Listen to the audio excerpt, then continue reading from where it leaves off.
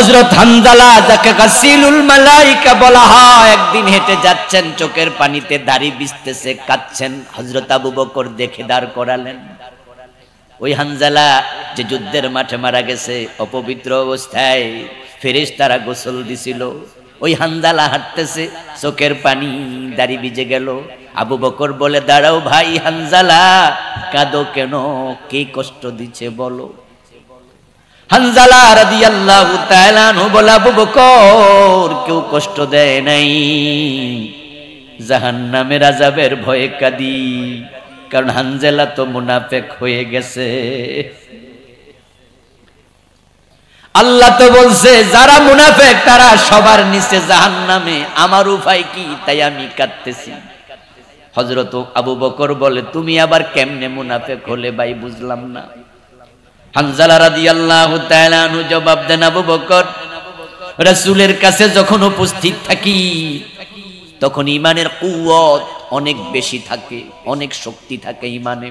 আল্লাহ, রাসূল, ইসলাম এগুলো ছাড়া কিচ্ছু অন্তরে জায়গা হয় না। কিন্তু বাড়ি গেলে দেখি বউয়ের ভালোবাসা, সন্তানের মহব্বত, ব্যবসা বাণিজ্য, লেনদেন এগুলো নিয়ে ব্যস্ত হয়ে যাই। তো ঈমানের যদি এই হালত হয়, আমার উপায় কি? আমি তো বুঝতেছি এটা মনে হয় মুনাফিকের ঈমান, আমার ঈমান তো ভালো না, তাই হাঁটতেছি আর কাঁদতেছি। আবু বকর বলে, হানজালা, আমিও তো এই মামলার আসামি। তাহলে চলো চিকিৎসার জন্য রাসূলুল্লাহর কাছে একটু যাই। দুইজন মিলে প্রিয় নবীর কাছে গেলেন, আল্লাহর হাবিবের কাছে তাদের মনের কথা খুলে বললেন। রাসূলুল্লাহ শুনে বলে, না, এটা মুনাফিকি নয়, মুনাফিকি অন্য জিনিস, তোমরা টেনশন করো না। আমার কাছে থাকতে তোমাদের ঈমানের যে শক্তি থাকে, আমার কাছ থেকে যাওয়ার পরে যদি সেটা বহাল থাকতো, তাহলে ফেরেশতারা রাস্তাঘাটে তোমাদের বাড়িতে তোমাদের সাথে ওফেন মুসাফা করত। আমার কাছে আসলে ঈমানের শক্তি বেড়ে যাবে, আবার আমার কাছ থেকে চলে গেলে কিছুটা কমবে। এই উঠান আমার নাম মুনাফিকি না, মুনাফিকি ভিন্ন জিনিস। এবার আপনাদের কাছে প্রশ্ন করতে চাই, যদি মুনাফিকি ভিন্ন কিছু হয় সেটা জানা দরকার আছে কিনা? না জানলে সেটা আপনার ভিতরে আছে কিনা বুঝবেন কেমনে? আল্লাহ তাআলা বলেন, ফারিকুন ফিল জান্নাতি ওয়া ফারিকুন ফিস সাঈর। মানুষগুলো দুদলে বিভক্ত হয়ে গেল। একদল জান্নাতের পথে চলছে, আর একদল জাহান্নামের পথে চলছে। এর মাঝখানে কোনো রাস্তা নাই, মাঝখানে কোনো পথ নাই। যদি জান্নাতের পথে উঠতে ব্যর্থ হন, জাহান্নামের পথে চলার জন্য চেষ্টা করা লাগে না। বিনা যত্নে বিনা চেষ্টায় যেমন জঙ্গল হয়, ফুল বাগান বানাতে কষ্ট আছে, চেষ্টা লাগে, যত্ন লাগে। জঙ্গল বানাতে যত্নের প্রয়োজন। পৃথিবীর কোথাও যত্নবিহীন ফুল বাগান হয়েছে আপনি শুনবেন না। দুই চারটা ফুল গাছ হইতে পারে, কয়টা ফুল গাছ, কয়টা আম গাছ, কয়টা জাম গাছ, কয়টা কলা গাছ, এরকম হইলে কি ফুল বাগান হয়? আমার বন্ধু, ফুল বাগান বলতে আমরা যা বুঝি সেখানে শুধু ফুল হবে, ফুলের গাছ থাকবে। আর আল্লাহর এই জমিনে বিনা যত্নে শুধু ফুল বাগান হয়েছে এমন আপনি শুনবেন না। এবার বলুন তো, পৃথিবীতে যত জঙ্গল আছে এগুলো বানাইতে মানুষের যত্ন লাগছে? বিনা যত্নে আবাজানের মতো, বিনা যত্নে আমাদের বাংলাদেশে সুন্দরবনের মতো বড় জঙ্গল হয়ে গেছে। আমাদের কুমিল্লার ওই পাশটা 14 গ্রাম এবং সদর থানা চৌয়ারার পাশে গেলে ইন্ডিয়া। ইন্ডিয়া সীমান্তে যারা গেছেন গেলে দেখবেন যে গাছ গাছালির অভাব নাই, শুধু জঙ্গল। এগুলো কি যত্ন করে কেউ বানাইছে? এর পিছনে কোনো পরিচর্যা আছে? জঙ্গলে পরিচর্যা লাগে না। যারা জাহান্নামী হয় তারা যত্ন করে জাহান্নামের পথে চলে না। ফুল বাগান বানাতে যেমন যত্ন লাগে, সচেতনতা লাগে, সতর্কতা লাগে, অনেক কষ্ট ত্যাগ লাগে, আল্লাহর জান্নাতের পথে চলতো সতর্কতা ত্যাগ তিতিক্ষা লাগবেই। এবার আপনারা একটু আওয়াজ দিয়ে বলুন তো, পৃথিবীতে জঙ্গল বেশি না ফুল বাগান বেশি? মাশাআল্লাহ, সব দিয়ে বুদ্ধিমান মানুষ, উল্টা পাল্টা একজনও কয় নাই। পৃথিবীতে জঙ্গল এত বেশি, এক একটা জঙ্গল আছে শত শত মাইল, হাজার হাজার মাইল লম্বা, কিন্তু ফুল বাগান হাজার হাজার মাইল লম্বা পৃথিবীতে একটা আসেনি। জঙ্গলে যেমন মানুষ গাছ বেশি, জঙ্গলের সংখ্যা বেশি, জাহান্নামের রাস্তায় মানুষের সংখ্যাও বেশি। ফুল বাগানের পরিধি কম, সীমা কম, সংখ্যা কম, জঙ্গলের গাছের তুলনায় বাগানো ফুল বাগানে গাছের সংখ্যা কম। ঠিক অনুরূপ ভাবে আল্লাহর জান্নাতের পথের রাস্তায় মানুষের সংখ্যাও কম। পৃথিবীর মানুষগুলোর দিকে তাকালে আমরা মোটামুটি 5 শ্রেণীর মানুষ দেখতে পাই। এক শ্রেণী হলো কাফের, যারা আল্লাহর কোরআন অস্বীকার করে, কোরআনের বিধান মানে না। আরেক শ্রেণীর মানুষ হলো মুশরিক, যারা আল্লাহর অস্তিত্ব স্বীকার করে, আল্লাহর কিতাবও মানে, আবার আল্লাহর জাতের সাথে সিফাতের সাথে অন্যকে শামিল। আরেক শ্রেণীর মানুষ হলো মুলহিদ, যারা আল্লাহর অস্তিত্বটাই স্বীকার করে না, তাদেরকে বলা হয় নাস্তিক। এমন লোক পৃথিবীতে আছে না নাই? ওরা জান্নাত জাহান্নাম আখিরাত কিছু বিশ্বাসী। এই গেল 3 গ্রুপ। কাফের যারা তারা জাহান্নামী, মুশরিক যারা তারা জাহান্নামী, নাস্তিক যারা তারা জাহান্নামী।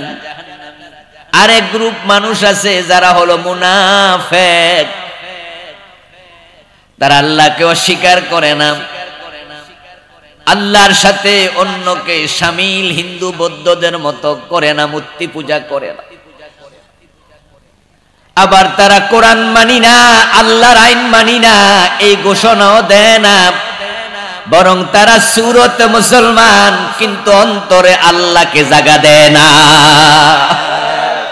ইসলামের বিদ্বেষ, আল্লাহর বিদ্বেষ লুকায়া লুকায়া লালন করে।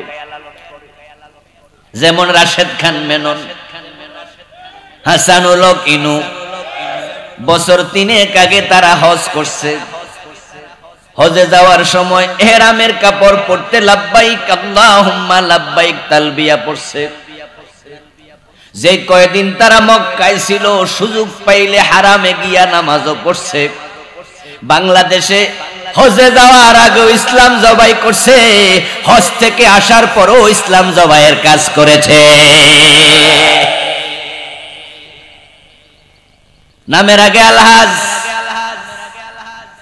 অথচ 24 ঘন্টা যদি বক্তৃতা দেওয়ার জন্য সুযোগ দেয়া হতো হাসানুল হক ইনুকে, রাশেদ খান মেননকে, তারা 24 ঘন্টাই ইসলামের বিরুদ্ধে বক্তৃতা দিত। ইসলামের পক্ষে একটা কথা বলতে আমি কোনোদিন শুনি নাই। বলুন তো, তারা নিজেদেরকে ডানপন্থী বলে না বামপন্থী? নিজেরা ঘোষণা দিয়ে বলে তারা লেফটিস্ট, তারা বামপন্থী। ইসলামের অর্থনীতির আদর্শকে তারা একবারে চিরতরে ধ্বংস করে এই দেশে তারা সমাজতান্ত্রিক আদর্শ প্রতিষ্ঠা করার রাজনীতি করছে, এবং তারা এর বিপরীতে সমাজতন্ত্রের অর্থনীতির বীজ বপন করছে।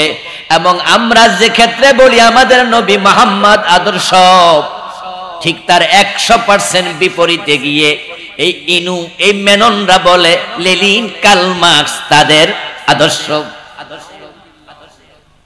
আমাদের যেমন ইসলামী বই আছে, কোরআন হাদিসের গ্রন্থ আছে, লেনিন, কার্ল মার্কসের লেখা বই তাদের কাছে আছে। আমরা মানুষকে যখন ডেকে আনি ডানপন্থী লোক, তার হাতে কোরআন তুলে দেই, হাদিস তুলে দেই, ইসলামী সাহিত্য তুলে দেই, তাকে কোরআন সুন্নাহ পড়তে বলি। ঠিক রাশেদ খান মেনন, হাসানুল কিনো তারা যখন তাদের দলে লোক নেয় তখন তারাও লেনিন কার্ল মার্কসের বই পড়তে দেয়। একবারে উল্টা চলে, কিন্তু হজ করে বুঝায় আমরাও মুসলিম।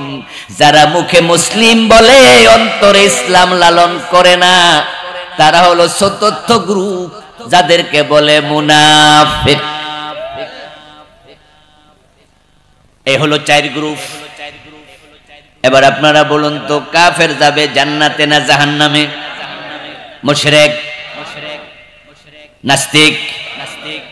4 নাম্বার গ্রুপ মুনাফিক। তাদের ব্যাপারে আল্লাহ বলে ইন্নাল মুনাফিকিনা ফিদ দারকিল আসফালি মিনান নার। যারা মুনাফিক তারা জাহান্নামে থাকবে কাফেরদেরও নিচে। আল্লাহর ঘোষণা অনুযায়ী মুনাফিকরা জান্নাতি না জাহান্নামী? আমি 2 জনের নাম জাস্ট বুঝার জন্য বলছি, মূল আলোচনা একটু পরে যাব। হতে পারে তাদের সাথে আছে এমন লোক 2-4 জন আজকের মাহফিল আছেন যারা মুনাফিকের কাতারে অলরেডি চলে গেছেন। এই 2 জনের নাম বলছি, তারা পরিচিত মুখ হওয়ার কারণে। এই যে হাসানুল কিনুকা আমি বললাম বামপন্থী, এটা কি আমি দাবি করলাম না তারাই আজীবন বলে? আমি বলছি না তারাই বলে? তারাই বলে আমরা বামপন্থী রাজনীতিবিদ, বলে না? বলে না? আমরা বলি আমরা রাইটিস্ট, আমরা ডানপন্থী, তারা বলে আমরা লেফটিস্ট, আমরা বামপন্থী।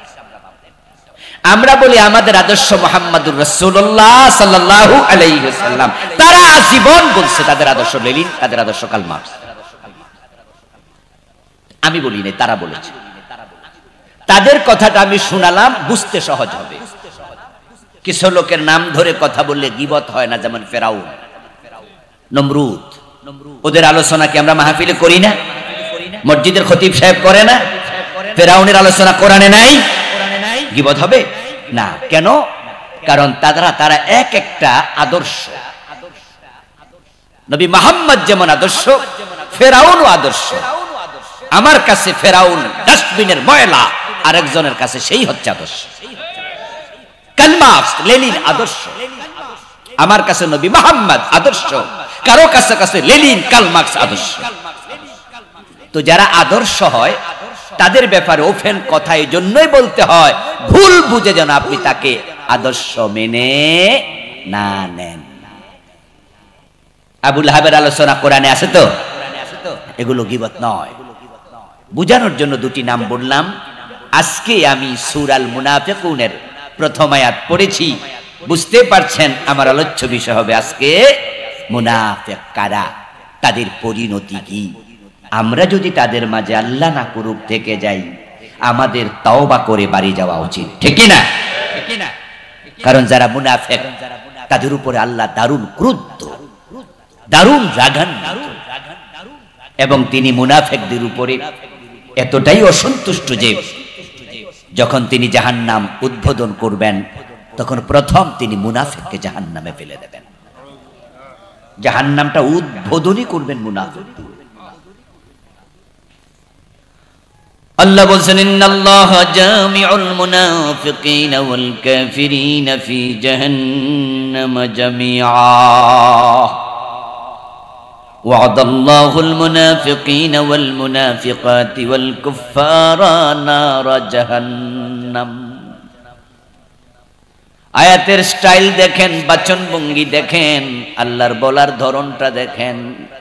ইন্নাল্লাহা জামিউল মুনাফিকিনা ওয়াল কাফিরিনা ফি জাহান্নাম। আল্লাহ জাহান্নামে মুনাফিক এবং কাফেরদেরকে একসাথ করবেন।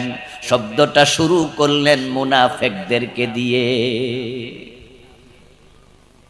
ওয়াদাল্লাহুল মুনাফিকিনা ওয়াল মুনাফিকাতি ওয়াল কুফফারা নার জাহান্নাম। আল্লাহ সিদ্ধান্ত নিয়েছেন মুনাফিক পুরুষ, মুনাফিক নারী এবং কাফের তাদেরকে জাহান্নামে ফেলে দেবেন। শুরুটা এখানেও করলেন মুনাফিক দিয়ে। কোন একটা গর্ত খুঁড়ে যদি আপনি গর্তের মাঝে ইট ফেলেন 100, তাহলে সবার নিচে সেই ইটটাই থাকবে যেটা সবার আগে ফেলেছেন। যদি একটা বোতলের মাঝে 10টা মার্বেল ফেলেন, সবার নিচে থাকবে সেটা সবার আগে ফেলেছেন যেটা। ইন্নাল মুনাফিকিনা ফিদ দারকিল আসফাল, মুনাফিক থাকবে জাহান্নামে সবার নিচে। কোরআনে আল্লাহ এটা বললেন, অন্য আয়াতে মুনাফিকদেরকে দিয়ে শুরু করলেন। এতে বোঝা যায় মুনাফিককে আল্লাহ সবার আগে জাহান্নামে ফেলবেন।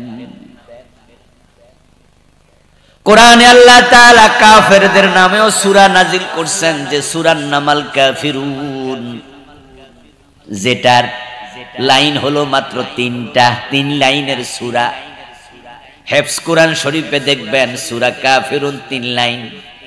আর মুনাফিকদের নামে যে সূরা নাজিল করলেন, এটা হেফজ কোরআন শরীফে দেখবেন এটা হলো 21 লাইন। তাহলে মুনাফিকের সূরা কাফের সূরার 7 গুণ বেশি লম্বা। এটা 3, সেটা 3 7 21। আল্লাহ সাইকোলজিক্যালি বুঝাইয়া দিলেন, ইসলামের জন্য কাফেররা যত ক্ষতিকর, মুনাফিকদের ক্ষতি হবে কাফের চেয়ে 7 গুণ বেশি। এজন্য তাদের উপর আল্লাহ খুব খেফা, তাদেরকে প্রথমে জাহান্নামে ফেলে দেবেন, সবার নিচে তারা থাকবে। ও প্রিয় ভাইরা, বাংলাদেশের দিকে তাকালেও আমরা এটাই দেখি। এই যে 53 বছরে বাংলাদেশে ইসলাম কায়েম হলো না, আল্লাহর কোরআনের আইনে দেশটা চলল না, এজন্য হিন্দু দায়ী নয়, বৌদ্ধ খ্রিস্টান দায়ী নয়, কারণ তারা সবাই মিলে 8%, আর আমরা কোরআনওয়ালা মুসলমান দাবিদার আমরা হলাম 92%। তাহলে তাদেরকে দায়ী করার সুযোগ নাই, তারা সবাই বিরোধিতা করলো, কিচ্ছু আসে যায় না। এখন যে কোরআন কায়েম হলো না, এজন্য 92% মুসলমানের ভিতরের মুনাফিকগুলা দায়ী।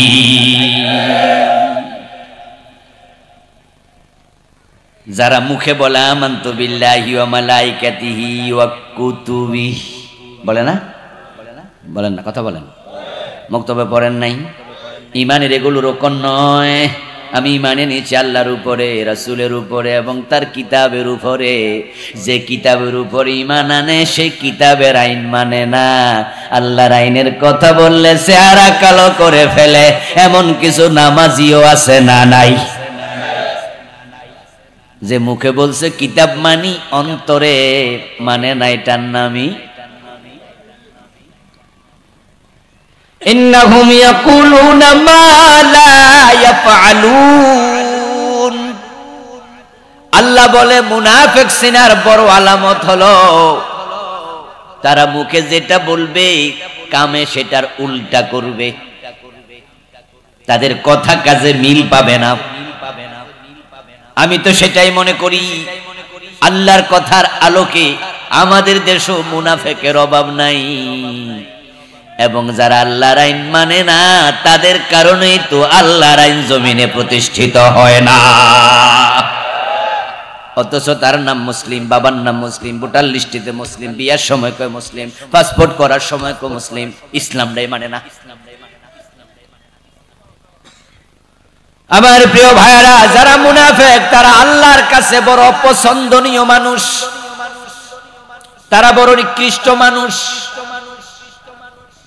কিন্তু কাফেরদের মাঝে কোনো মুনাফিক নাই, হিন্দুদের মাঝে নাই, বৌদ্ধদের মাঝে নাই, ইহুদির মাঝে নাই। তাহলে মুনাফিকরা কারা? সূরা মুনাফিকুনের 1 নম্বর আয়াত আল্লাহ কি কয় আবার শুনেন।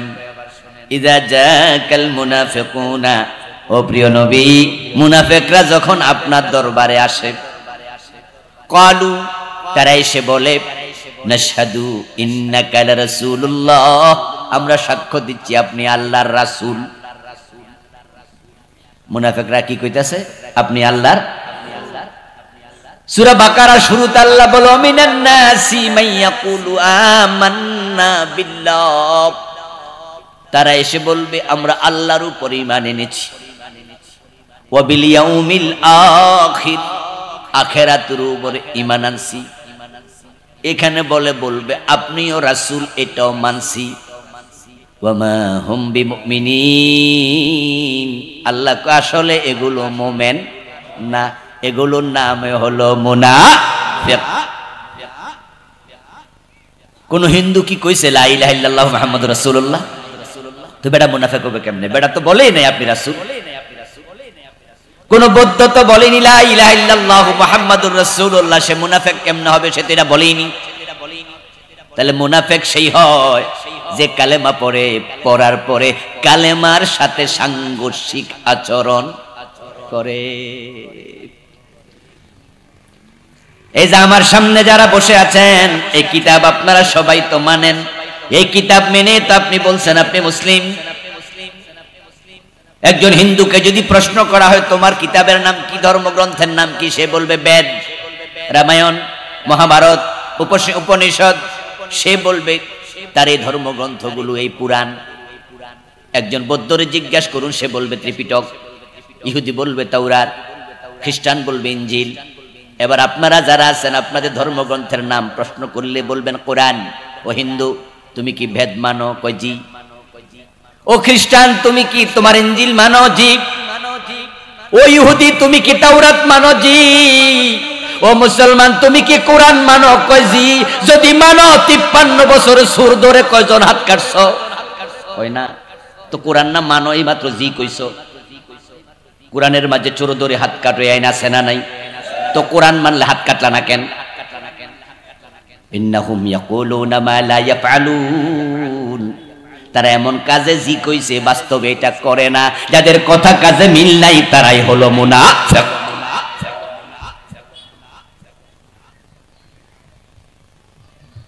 ও দোস্ত, মুনাফিক তো তারাই যারা কালেমার স্বীকৃতি দিয়ে আবার কালেমার উল্টা আচরণ করে। যে আয়াত আপনার সামনে আমি পড়লাম সূরা মুনাফিকুন থেকে, এই সূরা এই আয়াত তো গত মাসে গত বছর নাজিল হয় নাই। যাদের কথা কাজে মিল হবে না, যে মানুষগুলোর অন্তরে ইসলামের সাথে দ্বন্দ্ব তৈরি করে চলছে, নিজেরা মুখে বলছে মোমেন, অন্তরকে এখন পর্যন্ত ঈমানের আদলে সাজাতে পারে নাই। এই মানুষগুলোর কথা রাসূলুল্লাহকে আল্লাহ 1400 বছর আগে বলছে, ও নবী আপনার সামনে যারা বসে আছে সবাই মোমেন না। এই কালেমাওয়ালাদের ভিতরে আব্দুল্লাহ ইবনে উবাইর মতো মুনাফিক বসে আছে। ও রাসূল, যে মানুষগুলো আল্লাহর কাছে বড় নিকৃষ্ট, আমি আপনাদেরকে বলতে চাই প্রিয় ভাইয়েরা, 1450 বছর আগে যদি রাসূলের জামানায় এমন মানুষ থাকে, আজকের জামানায় ওই মানুষের চারিত্রিক অবস্থা, ওই মানুষগুলো যেমন ছিল ওরকম মানুষ কমেছে না বেড়েছে? রাসূলুল্লাহর যুগ 2 নাম্বার লোক, রাসূলের হাতে হাত রেখে কালেমা পড়ছে, কিন্তু অন্তরে ইসলাম নাই। আল্লাহ তাআলা বলেন ওয়ালাহুম আযাবুন আলীম, এই মুনাফিকরা যদি মারা যায় তাদের জন্য আমি যন্ত্রণাদায়ক জাহান্নাম বানায়া রাখছি। 5 ধরনের মানুষ পৃথিবীতে, 4 দল জাহান্নামী, শুধুমাত্র 1 দল আছে জান্নাতি, যারা প্রকৃত অর্থে মুমিন। মুখে যাহা বলে কাজে ঠিক সেটাই করে। আলহামদুলিল্লাহ, এমন আল্লাহর কিছু বান্দা এই দেশেও আছে, আজকের মাহফিলও আছে, যারা বলছে কিতাব আমরা মানি, আল্লাহ ছাড়া কাউকে রব মানি না, রাসূল ছাড়া কাউকে নেতা মানি না, কোরআন ছাড়া কাউকে আমরা ধর্মগ্রন্থ জীবন ব্যবস্থা মানি না। ওই লোকগুলো আল্লাহ রাসূল কোরআনের জন্য এত সিরিয়াস, তাদেরকে জেল দেয়, জুলুম করে, চাকরি চলে যায়, তাদের বাড়িঘর বুলডোজার দিয়ে উল্টায়া দেয়, ফাঁসিতে ঝুলায়, তারপরও তারা আল্লাহর আইনের দাবি থেকে চুল পরিমাণ সরতে রাজি হয়। এমন জুলুম, এমন অত্যাচার, 50টা মামলা 100টা মামলার আসামি হয়ে ঘুরছে,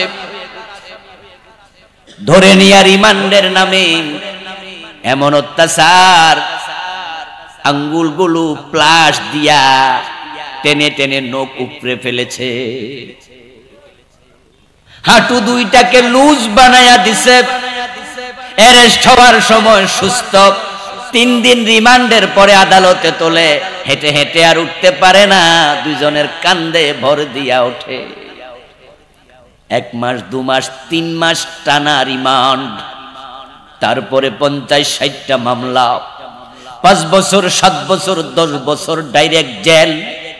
তারপরে কি দেখলাম, জেল থেকে বের হলো, পরের দিন আবার ইসলামী আন্দোলনের কর্মসূচিতে চলে গেল।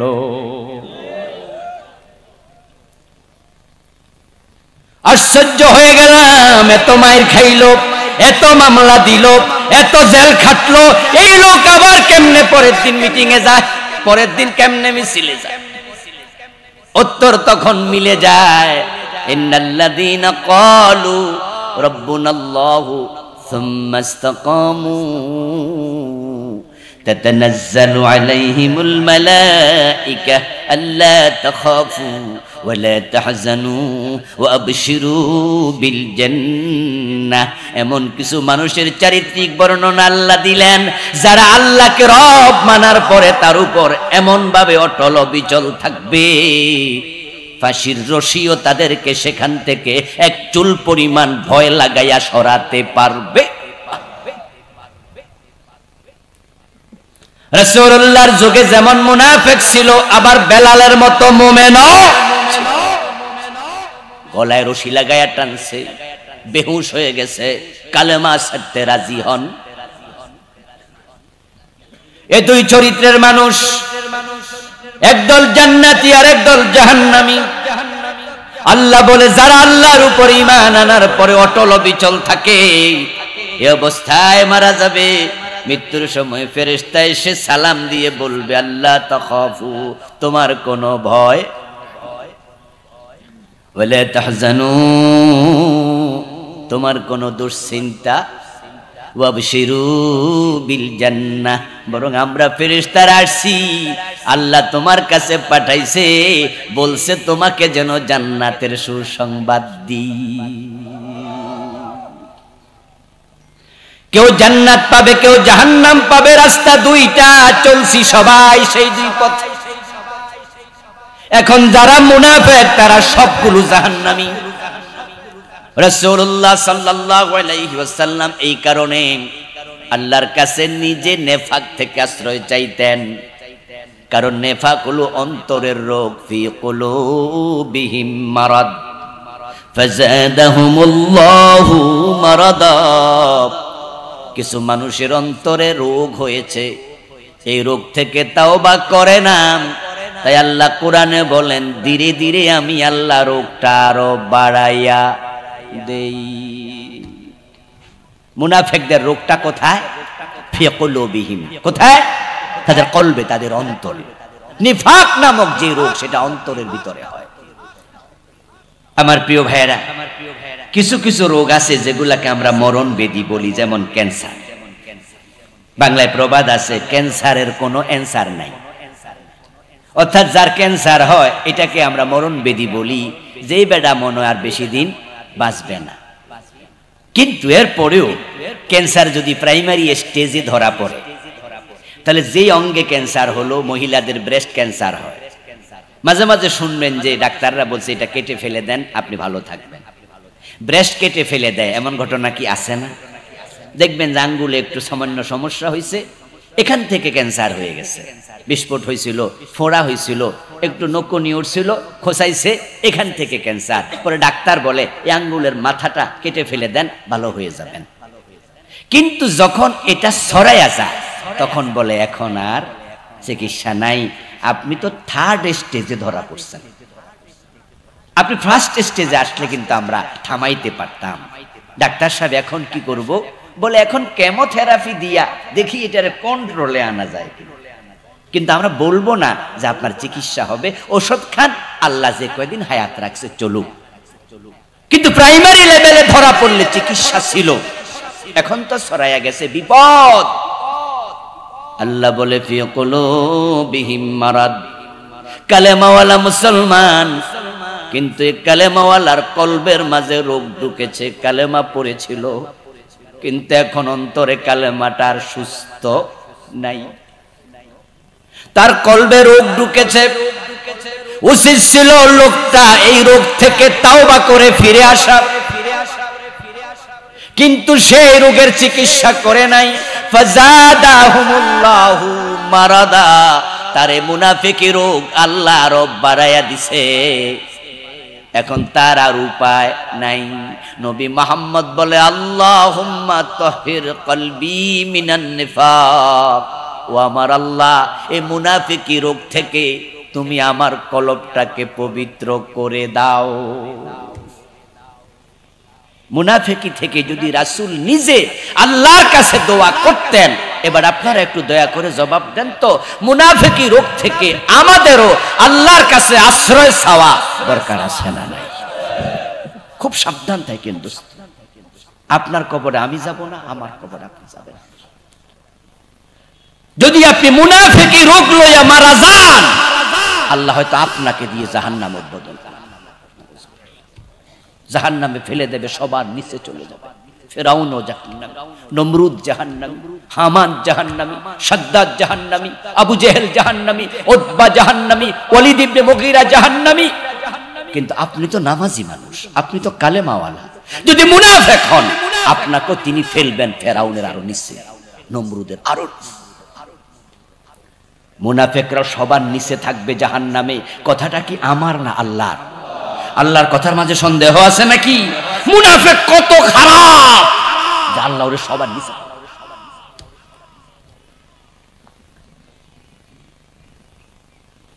আমার দোস্ত, জাহান্নামের একটা গর্তের নাম হলো ওয়াইল। ওয়াইলুল লিকুল্লি হুমাজাতিল লুমাজাহ।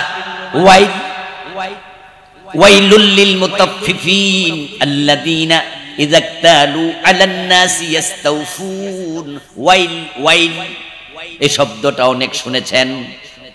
রাসূলুল্লাহ বলেছেন, আল ওয়াইলু ওয়াদিন ফি জাহান্নাম ইয়াহবি ফিহিল কাফিরু 40 খরিফা ক্বাবলা ইয়াবলাগা কারা। ওয়াইল হচ্ছে জাহান্নামের একটা উপত্যকা, একটা গর্ত, যে গর্তটা এত গভীর যেটাতে জাহান্নামীকে ফেলে দিলে তলায় যেতে 40 বছর লাগবে।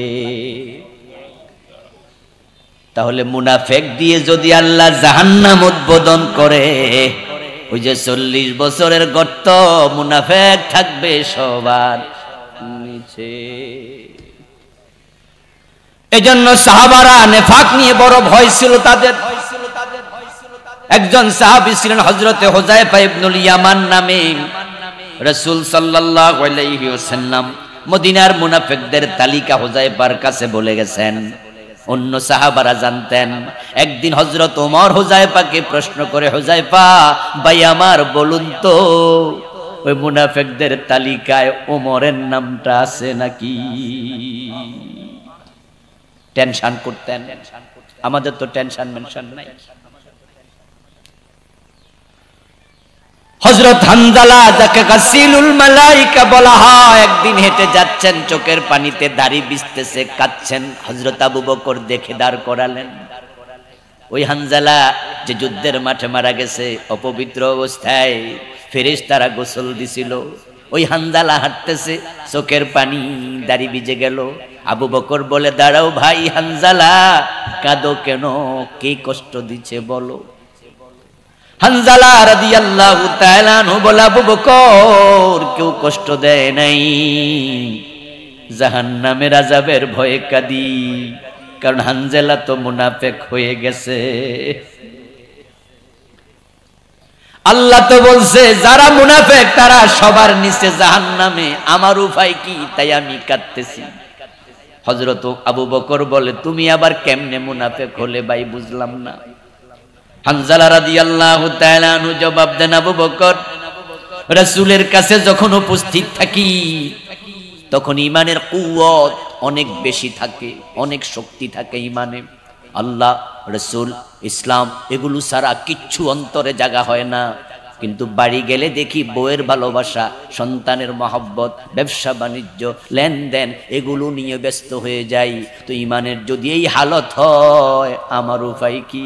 আমি তো বুঝতেছি এটা মনে হয় মুনাফেকের ইমান, আমার ইমান তো ভালো না, তাই হাঁটতেছি আর কাঁদতেছি। আবু বকর বলে, হানজালা আমিও তো এই মামলার আসামি। তাহলে চলো চিকিৎসার জন্য রাসূলুল্লাহর কাছে একটু যাই। দুইজন মিলে প্রিয় নবীর কাছে গেলেন, আল্লাহর হাবিবের কাছে তাদের মনের কথা খুলে বললেন। রাসূলুল্লাহ শুনে বলে, না এটা মুনাফিকি নয়, মুনাফিকি অন্য জিনিস, তোমরা টেনশন করো না। আমার কাছে থাকতে তোমাদের ইমানের যে শক্তি থাকে, আমার কাছ থেকে যাওয়ার পরে যদি সেটা বহাল থাকতো, তাহলে ফেরেশতারা রাস্তাঘাটে তোমাদের বাড়িতে তোমাদের সাথে ওফেন মুসাফা করত। আমার কাছে আসলে ইমানের শক্তি বেড়ে যাবে, আবার আমার কাছ থেকে চলে গেলে কিছুটা কমবে। এই উঠান আমার নাম মুনাফিকি না, মুনাফিকি ভিন্ন জিনিস। এবার আপনাদের কাছে প্রশ্ন করতে চাই, যদি মুনাফিকি ভিন্ন কিছু হয় সেটা জানা দরকার আছে কিনা? না জানলে সেটা আপনার ভিতরে আছে কিনা বুঝবেন কেমনে?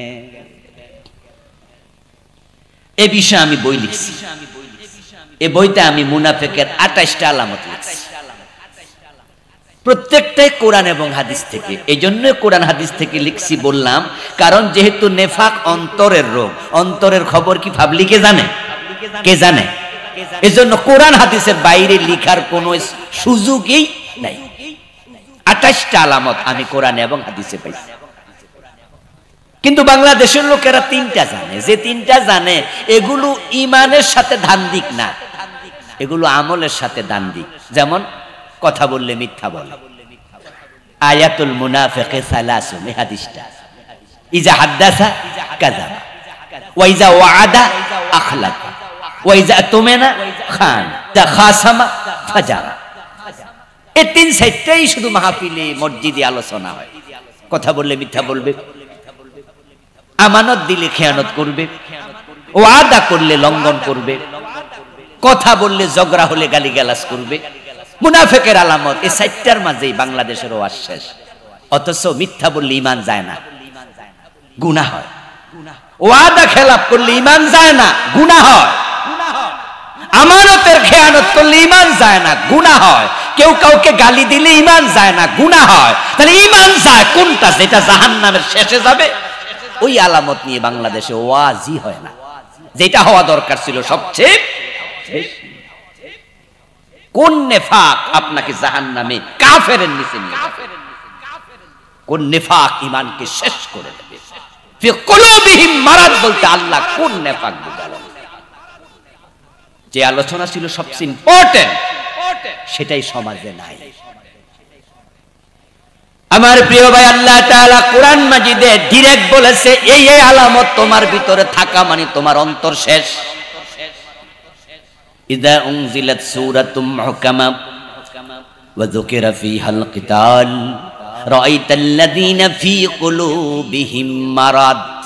শব্দ দেখেন, ফী কুলুবিহিম ইয়ানজুরুনা ইলাইকা নাযারাল মাকশিয়্যি আলাইহি মিনাল মাউত। এত আল্লাহ একটা নেফাকের কথা বলছে যেটা ডাইরেক্ট অন্তরের সাথে, এটা ঢুকলে ঈমান। وَإِذَا قِيلَ لَهُمْ تَعَالَوْا إِلَى مَا أَنزَلَ اللَّهُ وَإِلَى الرَّسُولِ رَأَيْتَ الْمُنَافِقِينَ يَصُدُّونَ عَنكَ صُدُودًا। এই আয়াতের মাঝে কেডা মুনাফিক আল্লাহ সরাসরি নামটা বলে দিয়েছে। এই আয়াত হলো আপনার মুনাফিকের একবারে ডাইরেক্ট আলামত, যেটা ঈমান শেষ। وبشر المنافقين بأن لهم عذابا أليما الذين يتخذون الكافرين أولياء من دون المؤمنين। এখানে আল্লাহ কই ডাইরেক্ট মুনাফিক। আমি এগুলো আপনাদের কিছু কিছু শোনাবো। এখন সব তো আর একদিনে শোনাইতে পারবো না, সময়ও কুলাবে না। আমাদের হাতে সময় আছে আর 15 মিনিট আজানের। 28টার মাঝে আমি কয়েকটা শোনাবো। বাকিগুলা নিজ দায়িত্বে পড়বেন, বইটাও ড্রাইভারের কাছে আছে, নিবেন, অথবা আপনারা অন্য অন্য রাইটার থেকে পড়বেন। এজন্যই জানবেন যে যদি জানেন যে অন্তরে নেফাক আছে, তাহলে তাওবা করার সুযোগও এখনো আছে। এই মাহফিলগুলা তো ওয়াশিং মেশিনের মতো। ওয়াশিং মেশিনে ময়লা কাপড় ঢুকাইয়া দেয়, ডিটারজেন্ট দিয়া, পানি দিয়া, সুইচ টিপ দেয়, নিজে নিজে পরিষ্কার হইয়া কাপড় শুকাইয়া পর্যন্ত বের হয়। এমন ওয়াশিং মেশিন আছে না? বিজ্ঞান আমাদেরকে এমন মেশিন বের করে দিচ্ছে। মাহফিল আসবেন, অন্তর কালো, কবিরা গুনাহ, শিরিক, বিদআত, না জানা অনেক গুনাহ, যেগুলো যে গুনাহ হয়তো জানতেনও না, হুজুর থেকে শুনে জানছেন। জানার পরে আপনি ভাবলেন যে ছাড়ছে কাম, তাহলে তাওবা তো করা উচিত। আপনি তাওবা করবেন, বাড়ি যাওয়ার আগে আল্লাহ মাফ করে দেবে। কি তাওবা করতে কি পীর সাহেবের বাড়ি যাওয়া লাগে নাকি? বাংলাদেশে আবার লাগে। বাংলাদেশে তো ইসলামরা আমরা টাইপ বানাই দিছি, আল্লাহ ছাড়লো মোল্লা ছাড়ে না। মানে ইসলামকে এত কঠিন বানাইছি যে তাওবা করলো হুজুর টাকা লাগবে। এজন্য দেখবেন কারো মা বাপ যখন মুমূর্ষু অবস্থায়, তখন মসজিদের হুজুর খোঁজে কি লেগা? এই কথা কয় না কেন? সব কি আমি কমু নাকি? হুজুর খোঁজে না? এই তাড়াতাড়ি তাড়াতাড়ি যা, হুজুর খবর। হুজুর আইসা কি ফরাবে? ভাইয়েরা কথা বলেন না কিছু, কি ফরাবে? তাওবা ফরায় তো হুজুর লাগে? তাওবা তো হচ্ছে ব্যক্তির আল্লাহর সাথে কিছু কথা বলা। ব্যক্তি যে আল্লাহ থেকে দূরে সরে গেছিল, তাওবা মানে ফিরে আসে। তাওবা অর্থ কি? আত-তাওবাতু হিয়া রুজু। তাওবা শব্দের অর্থ হলো ফিরে আসা। আপনি আল্লাহ থেকে দূরে সরে গেছেন, তাওবা করে আল্লাহর কাছে আবার ফিরে আসবেন। তো হুজুর দরকারটা কি? ফিরে আসবেন তো আপনি। ইবনে মাসউদ রাদিয়াল্লাহু তাআলা আনহু বলেন, আত-তাওবাতু হিয়ান নাদামা। তাওবা মানে লজ্জিত হওয়া। আমার আল্লাহ কইছিল এই কাজটা করিস না, আমি করে ফেলেছি, এখন আমি লজ্জা পাই। আমার আল্লাহকে বলবো, আল্লাহ আমি সরি, আমি আর এটা করব না। এটার নামই হলো তাওবা। এখন মুনাফিকের কিছু আলামত আমি 1 নাম্বার 2 নাম্বার করে বলি, আপনি শোনেন। শুনে যদি আপনি দেখেন যে প্রবলেম আপনার ভিতরেও আছে, এখনো তাওবা করে ভালো হওয়ার সুযোগ আছে না ভাইয়েরা আমার? সুযোগ আছে, না করলে এটা আপনার ব্যাপার। 1 নাম্বার, কোরআনে আল্লাহ তাআলা বলছেন, ও নবী, যখন আপনার কাছে কোনো আয়াত নাজিল হয়, ওয়া যুকিরা ফীহাল কিতাল, ওই আয়াতের মাঝে জিহাদের কথা উল্লেখ থাকে, যারা আপনার সামনে বসা জিহাদের কথা শুনে যাদের চেহারা কালো হবে, তাদের অন্তরে মুনাফিকি আছে। কে বলেছে?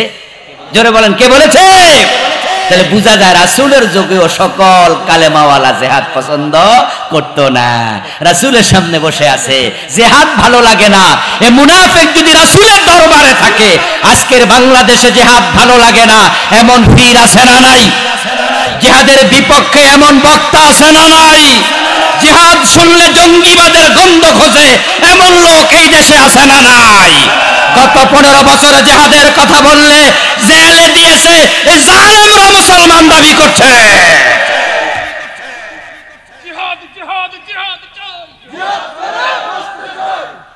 আমার প্রিয় ভাইয়েরা, গত 15টা বছর জিহাদের ওয়াজ মন খুলে করার কোনো পরিবেশই ছিল না। ইশারা ইঙ্গিতে কইলো জঙ্গির মামলা দিয়ে দিত। জঙ্গিবাদ শব্দটা বাংলাদেশে তারা এমন ভাবে এস্টাবলিশ করছিল যে জিহাদ এবং জঙ্গিবাদকে তারা একাকার করে ফেলেছিল, ঠিক কি না? অথচ জিহাদের সাথে জঙ্গিবাদের কোনো সম্পর্ক নাই। ইসলামে জঙ্গিবাদ হলো হারাম। জঙ্গিবাদ মানে সন্ত্রাসবাদ, নিরীহ মানুষকে হত্যা করা। নিরীহ মানুষকে হত্যা করা জায়েজ না হারাম? আর জিহাদ করা কি ইবাদত না? জিহাদ কি নফল না ফরজ? জঙ্গিবাদ হারাম, বিপরীতে জিহাদ হলো ফরজ। তারা জিহাদের মতো একটা ফরজ ইবাদতকে গত 15 বছরে বিভিন্ন কালার দিয়া এটাকে জঙ্গিবাদ বানাই ফেলছিল। শুধুমাত্র জিহাদ নামে লেখা বই পাওয়ার কারণে মামলা দিছে এমন ঘটনা আছে না নাই? কত ইসলামী পাঠাগার থেকে বই সরাইয়া রাখা লাগছে। দোমন্যা বস্তায় বই ভইরা পাটাগার থেকে উপরে লুকিয়ে রাখছে, ইসলামের বই পর্যন্ত রাখা যায় না ঘরে বাড়িতে। এখানে সেখানে জঙ্গি নাটক, জঙ্গি নাটক, জঙ্গি নাটক। আস্তাগফিরুল্লাহ। আমার বন্ধু, জঙ্গিবাদের সাথে ইসলামের কোনো সম্পর্ক নাই। আদালতে বোমা মেরে বিচারক হত্যা করার নাম জিহাদ নয়, যেটা করেছে শায়েখ আব্দুর রহমান। 500 জায়গায় একসাথে বোমা ফুটাইছে। আমরা বলেছি এটা জিহাদ নয়, এটা জঙ্গিবাদ, এটা থামাও, এটা চলবে না, ইসলাম জঙ্গিবাদের পক্ষে। সিনেমা হলে মানুষ মেরেছে বোমা ফুটাইয়া, এটার নাম জিহাদ নয়, নিরীহ মানুষ মারা যাবে না। তাহলে জিহাদ কি? জিহাদ হলো অন্যায় যেখানে প্রতিরোধ সেখানে। শুধুমাত্র তলোয়ার হাতে নেয়ার নামই জিহাদ না, অন্যায় দেখলে মুখে বলার নাম ও কলেমার জিহাদ। কলম দিয়ে লেখো তোমার লেখনির জিহাদ, মুখ দিয়ে বলো তোমার মুখের জিহাদ। জিহাদ শুরু হবে মুখ দিয়ে, জিহাদ শেষ হবে তলোয়ার হাতে নিয়ে। অন্যায় যেখানে প্রতিরোধ হবে সেখানে। কিন্তু জিহাদের কথা শুনে চেহারা কালো হয়। জীবনে জিহাদের পক্ষে একদিনও ওয়াজ করে নাই এমন পীর সাহেব আছে না নাই? মসজিদের মিম্বার থেকে জিহাদের পক্ষে একদিনও ওয়াজ করে নাই এমন খতিব আছে না নাই? মাঠে আসলে শুধু জিকিরের ওয়াজ, রোজার ওয়াজ, হজের ওয়াজ, জিহাদের পক্ষে ওয়াজ করে নাই এমন বক্তা আছে না নাই? অথচ রাসূল নিজে ছিলেন 27টি যুদ্ধে সেনাপতি। কোরআনে নামাজের আয়াত আছে 82টার মতো, হজের আয়াত আছে মাত্র 4-5টা, যাকাতের আয়াত আছে 70টার বেশি, রোজার প্রসঙ্গে আয়াতে আছে 6-7টা, আর জিহাদ প্রসঙ্গে ডিরিক ইনডিরিক আয়াতের সংখ্যা 500। সালাতের নামে কোরআনে কোনো সূরাই নাই, যাকাতের নামে আলাদা কোনো সূরাই নাই, আর জিহাদের অনুষঙ্গ দিয়ে সূরা অনেকগুলো। সূরা সফ জিহাদের কাতার, সূরা আনফাল জিহাদের গনিমত, সূরা তাওবা 3 সাহাবীর জিহাদে না গিয়ে তাওবার ফল, সূরা কিতাল যার সূরার অপর নাম সূরা মুহাম্মদ, নাম ডাইরেক্ট সূরা কিতাল। আমার রাসূল জীবন হজ করেছেন একবার, যুদ্ধের মাঠে সেনাপতি ছিলেন 27। একজন সাহাবী পাওয়া যাবে না যিনি জিহাদ করেন নাই। অন্ধ একজন ছিলেন ইবনে উম্মে মাকতুম, উনার লাশ পর্যন্ত যুদ্ধের মাঠে পাওয়া গিয়েছে গাজওয়ায়ে কাদেসিয়াতে হযরত ওমরের যুগে। অন্ধ সাহাবী যুদ্ধের মাঠে, রাসূলুল্লাহ স্ত্রী যুদ্ধের মাঠে, রাসূলের মেয়ে ফাতেমা যুদ্ধের মাঠে, রাসূলের আপন ফুফি সাফিয়া বিনতে আব্দুল মুত্তালিব খায়বারের যুদ্ধে গিয়েছেন, নিজ হাতে এক ইহুদিকে হত্যা পর্যন্ত করেছেন। আর আপনি হুজুর জীবনে জিহাদের ওয়াজ করেন নাই। যারা জিহাদের ওয়াজ করে না, জিহাদের পক্ষ নেয় না, বুঝতে হবে জিহাদের ব্যাপারে তাদের অ্যালার্জি আছে। আর যাদের অন্তরে জিহাদ নিয়ে অ্যালার্জি, আল্লাহকে তারা মুনাফিক। আজকে আমার সামনে যারা আছেন, জিহাদের জন্য আপনার প্রস্তুতি কি? নিজেকে প্রশ্ন করুন। ঈসা নবী যদি আসমান থেকে নেমে আসে, নামবে না? হাদিসে আসেনি? ঈসা যখন আসবেন দাজ্জালকে হত্যা করার জন্য যুদ্ধের আহ্বান করবেন। দমাস্কের মসজিদ ইমাম মাহদী মুজাহিদদেরকে নিয়ে অপেক্ষায় থাকবেন। আকাশ থেকে ফেরেশতার কাঁধে ভর দিয়ে নবী ঈসা জমিনে নামবেন। দেরি আর হবে না, তলোয়ার হাতে নিয়ে দাজ্জালকে খুঁজে বের করে বাবে লুদে হত্যা করবেন। সেদিন অসংখ্য মুজাহিদ হযরত ঈসার সাথে জিহাদের মাঠে চলে যাবে। আর আপনি তো জিহাদের চিন্তাই করেন নাই, আপনি ঈসার সাথে অংশগ্রহণ করবেন কেমনে? এই যে জিহাদের কথা এখন বলতেছি, শরীরটা একটু গরম গরম হয়ে গেছে, একটা মিছিল করতে মন চায়, দৌড় মারবে জিহাদের কথা শুনলে। 2-4 জন এমন যেমন আছে, আবার মজা লাগতেছে না এমন। আপনার অন্তরের খবর তো আর আমি জানি না। আপনি বলুন তো, আপনি যে পীরের কাছে মুরিদ, আপনার পীর জিহাদের প্রসঙ্গে ওয়াজ কয়দিন করছে আপনার কাছে? আপনার খতিব কয়দিন আপনার মসজিদে করেছে? যেই খতিব, যেই বক্তা, যেই পীর জিহাদ নিয়ে ওয়াজ করে না, তারা নবী ঈসার দলে অংশগ্রহণ করবে না, বরং উল্টা হাঁটবে তারা সেদিন। قال رسول الله صلى الله عليه وسلم من لم يغزو ولم يحدث به نفسه فمات على شعبة من النفاق। প্রিয় নবীজি বলেছেন, যে জিহাদ করে নাই এবং জিহাদের ব্যাপারে নিজের অন্তঃকরণকে প্রস্তুত করে নাই, জিহাদের জন্য প্রস্তুতি নেয় না, নিজের মনে সেটা তৈরি করে না, ফামাতা আলা শাউবাতিন মিনান নিফাক, সে মুনাফিকের একটা শাখার উপরে মারা যাবে। অন্যায়ের বিরুদ্ধে জিহাদ করতে প্রস্তুতি নেওয়া দরকার আসেনি? জিহাদ করতে প্রয়োজনে তলোয়ার হাতে নিতে হবে, রাজি আছেন না নাই? গজওয়া হিন্দ অপেক্ষা করছে। ইন্ডিয়া মাঝে মাঝে কিছু কথা বলছে যেগুলা লক্ষণ ভালো নয়। আমাদের প্রধানমন্ত্রী সেখানে পালিয়ে যাওয়ার পরে ইন্ডিয়া বাংলাদেশের পায়ে পাড়া দিয়ে ঝগড়া লাগাতে চায়। শুনেছেন তো, মমতা ব্যানার্জি বলেছে জাতিসংঘকে বাংলাদেশের হিন্দুদের নিরাপত্তা দেওয়ার জন্য জাতিসংঘ মিশনের সৈন্য যেন নিয়োগ হয়। তার সাথে সুর মিলিয়ে তাদের কেন্দ্রীয় সরকার দিল্লি থেকে একই কথা বলল যে হ্যাঁ, বাংলাদেশের হিন্দুদের নিরাপত্তার জন্য জাতিসংঘ যেন মিশন থেকে সৈন্য পাঠায়।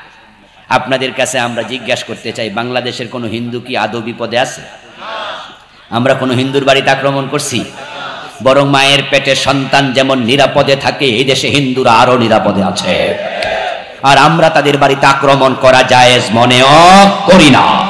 তারা আমাদেরই ভাই, আমাদের দেশের লোক, এই দেশের নাগরিক, তারা নিরাপদে থাকুক, আমাদের আপত্তি নাই।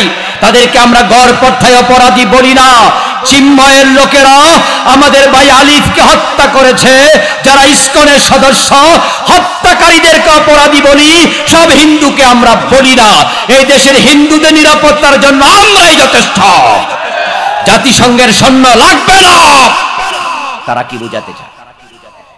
তারা বুঝাতে চায় জাতিসংঘকে বলছে সৈন্য পাঠান, জাতিসংঘ অবজার্ভ করবে, অবজারভেশনের পরে বলবে না বাংলাদেশে সৈন্য পাঠানো দরকার নাই, তারা তো ভালোই আছে। পরে ইন্ডিয়া হয়তো নিজের সৈন্য আমাদের দেশে পাঠানোর একটা পরিবেশ তৈরি করতে চায়। তারা ভাবছে দেখি এটা গন্ডগোল লাগাইয়া দেশটা কিছু করা যায় কিনা। আমরা তাদেরকে বারবার জানিয়েছি, আজকেও জানাচ্ছি, এই মিডিয়ার মাধ্যমে তারাও জানবে। আমরা 18 কোটি মানুষ, 36 কোটি হাত, আমাদেরকে দুর্বল ভাবার কোনো কারণ নাই। আমরা গাজওয়ায়ে হিন্দের জন্য অপেক্ষা করছি, আমাদের মৃত্যুর ভয় দেখায়ও না, আমরা তো শাহাদাত খুঁজে বেড়াই। কাশ্মীরের 1 কোটির কাছাকাছি মুসলমানকে তোমরা 47-এর পর থেকে আজ পর্যন্ত নিয়ন্ত্রণ করতে পারোনি। আর 18 কোটির মাঝে 16 কোটি তো আমরা মুসলমান। আমরা তো মৃত্যুকে পরোয়া করি না, আমরা তো এটাকে কিচ্ছু মনে করি না। যদি 18 কোটি মানুষের মাঝে 16 কোটি মুসলমান হয়, 36 কোটি হাতে যদি এক হাতে কোরআন আর এক হাতে তলোয়ার উঠে যায়, শাহজালালের তলোয়ার গোবিন্দের জন্য যথেষ্ট হয়ে যাবে।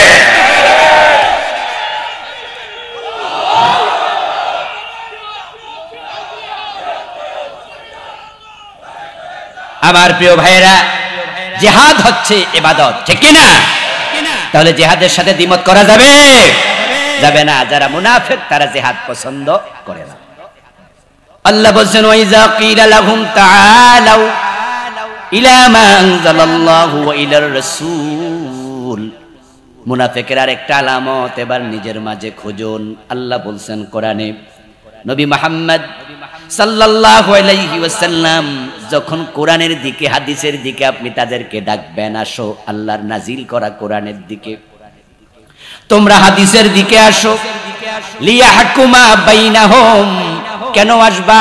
চুমু খাওয়ার জন্য, তাকে রাখার জন্য, সকাল সন্ধ্যা তেলাওয়াতের জন্য না, বরং লিয়াহকুমা বাইনাহুম, কোরআন হাদিসের দিকে আপনি ডাকবেন, যেন কোরআন দিয়ে দেশ চালানো যায়, সমাজ চালানো যায়, বিচার ফয়সালা করা যায়, আদালত চালানো যায়। রাআইতাল মুনাফিকিনা ইয়াসুদ্দুনা আনকা সুদুদা, আপনার সামনে যারা বসা, এর মাঝে যারা মুনাফিক, তারা কোরআনের আইনের পক্ষে থাকবে না। কোরআনের আইনের পক্ষে যারা নাই, তাদেরকে ডাইরেক্ট মুনাফিক বলেছেন কে? 53 বছর বাংলাদেশ কি কোরআনের আইনে চলছে? কথা বলেন, চলেছে? কোরআনের আইন প্রয়োজন আছে না নাই? এখন এই বিষয়ে আপনার ভূমিকা কি? আপনি যেই দলের সদস্য, যেই দলের ভোটার, আপনার দল আপনার নেতা পাশ করার পরে তারা কি কোরআনের আইনের পক্ষে আইন বানায়? যদি না বানায় তাহলে বুঝতে হবে মুনাফিক আপনি নিজে হয়ে গেছেন। মুনাফিকের আরেকটা আলামত বলে আমরা আজকের মতো শেষ করব, সেটা হচ্ছে আল্লাহ বলছেন আল্লাযীনা ইয়াত্তাখিযুনাল কাফিরিনা আউলিয়া মিন দুনিল মুমিনিন। আপনি মুনাফিক কিনা তা আপনি কিভাবে বুঝবেন? আল্লাহ বলছেন যে তোমার অন্তরে যদি মুমিনের চেয়ে মুশরিকের প্রতি মহব্বত বেশি হয় তাহলে বুঝবা তোমার কলবে মুনাফিকই ঢুকেছে। আমাদের বাংলাদেশে গত 15 বছর যারা দেশ চালাইছে ওরা কি মুসলমানদের সাথে বন্ধুত্ব করছে না ইন্ডিয়ার সাথে? কাদের সাথে মহব্বত বেশি, মুমিনের সাথে না মুশরিকের সাথে? এমন মহব্বত করছে কেউ কেউ তো বিয়েও বসছে, এবং এই বিয়ে বসার কথা আমরা বলিনি, বলেছেন তাদের সাবেক পররাষ্ট্রমন্ত্রী, বলেছেন যে বাংলাদেশের সাথে ইন্ডিয়ার সম্পর্ক স্বামী স্ত্রীর মতো, বলে নাই? উনারাই বলছে যে সম্পর্ক উন্নত করতে করতে শেষ পর্যন্ত স্বামী বানাইছে। আচ্ছা, এখন কে স্বামী কে বউ এটা আমরা 5 তারিখে টের পাইছি।